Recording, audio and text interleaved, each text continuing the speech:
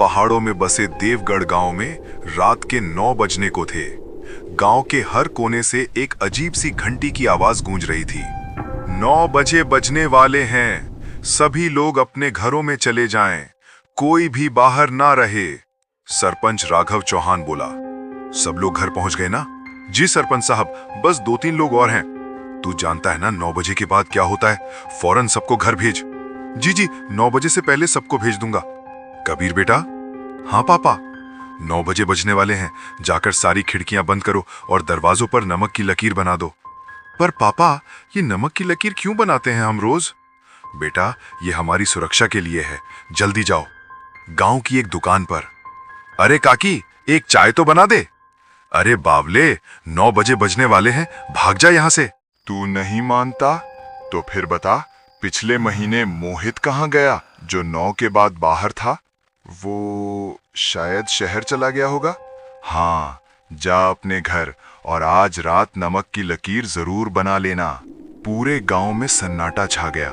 हर घर की खिड़कियां बंद थीं और दरवाजों पर नमक की सफेद लकीरें चमक रही थीं। कबीर अपने कमरे में था।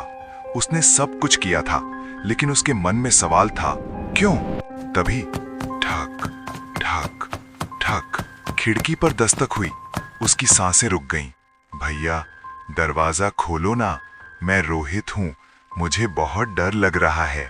कबीर पहचान गया। रोहित उसका दोस्त था जो पिछले महीने गायब हो गया था। रोहित, तुम कहां थे इतने दिन? कबीर दरवाजे की तरफ बढ़ा, पर तभी उसे अपने पापा की बात याद आई। दरवाजा बेटा, मत खोलना। 9 बजे के बाद कभी दरवाजा मत खोलना, चाहे कोई भी हो। रोहित, तुम सुबह आ जाना, मैं अभी दरवाजा नहीं खोल सकता। क्यों भैया, मैं तुम्हारा दोस्त हूं, तुम मुझ पर भरोसा नहीं करते? नहीं, मतलब प्लीज सुबह आना। दरवाजा खोल दो, नहीं तो पछताओगे। कबीर ने डरकर पर्दे बंद कर दिए और अपने पापा के कमरे में भाग गया। सुबह, पापा, कल रात रोहित आया था। क्या? हाँ, वो दरवाजा खोलने को कह रहा था। बेटा, वो रोहित नहीं था। मेरे साथ आओ, तुम्हें कुछ दिखाना है। दोनों गांव के बाहर एक पुराने कुएं के पास पहुंचे। वो कुआं बेहद पुराना, बेहद खतरनाक। 50 साल पहले इस कुएं में एक बच्चा गिर गया था। उसका नाम था रोहित। क्या? तुम्हारा दोस्त भी रोहित था और वो भी यहीं गायब हुआ। इस गांव में एक श्राप है। जब पहला रोहित गिरा, किसी ने उसे बचाया नहीं। उसकी मां ने श्राप दिया, हर 50 साल में एक बच्चा उसका साथी बनेगा। और नमक की लकीर, वो आत्माओं को रोकती है, पर अगर कोई खुद दरवाजा खोल दे तो कुछ नहीं बचा सकता। रात 9 बजे सुरेश अपने घर में बैठा शराब पी रहा था। बकवास है सब, उसने नमक की लकीर नहीं बनाई थी। पापा, दरवाजा खोलो। वो आवाज उसकी बेटी नेहा की थी, जो 10 साल पहले मर चुकी थी। नेहा? हाँ पापा, मैं वापस आ गई। सुरेश दरवाजे की तरफ बढ़ा।